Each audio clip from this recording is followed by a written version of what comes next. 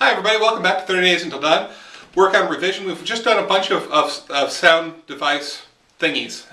What I'd like you to do now is forget about language, forget about line breaks, all that stuff. We'll be getting to meters soon. I want you to look through your poems specifically for a type of language, and that's abstract language. We're looking for abstraction today, and we're going to change that into concrete. Why is that? Well, because what is abstract language? That's language that's really meant to be spoken. If I say something is beautiful, you can get what I'm saying through my vocal tone and my body language, all of these things. I say, wow, that's beautiful. That conveys more information than the word beautiful because it has my body language with it, right?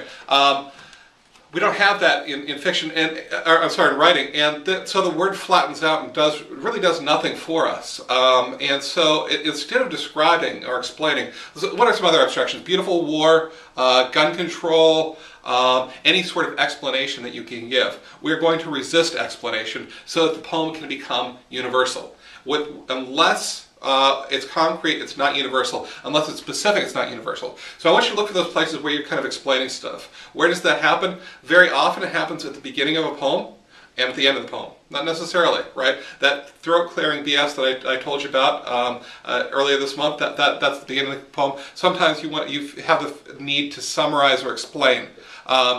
Most of the time, that's not necessary. Just leave us with that pure, clear image, right? Something concrete, somebody doing something specifically that helps us to capture something, right? So what is that that thing? I don't know. There's all sorts of possibilities. Whatever it is, you know. So if I'm writing, if you take a look at my poem, Putting in a Window, at the end of it, I end with not, boy, this was satisfying, and it really moved me as a human, even though it was hard work. I end with, tomorrow I might put in a deck, right?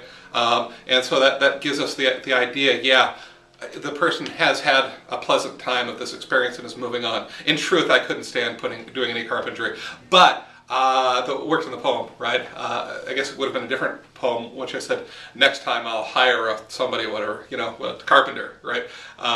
Whatever it is. Okay, so take a look at it. Just take that thing and put it down below, and we'll talk about it. And I know that I'm behind in talking about this stuff. I've gotten very, very busy right now.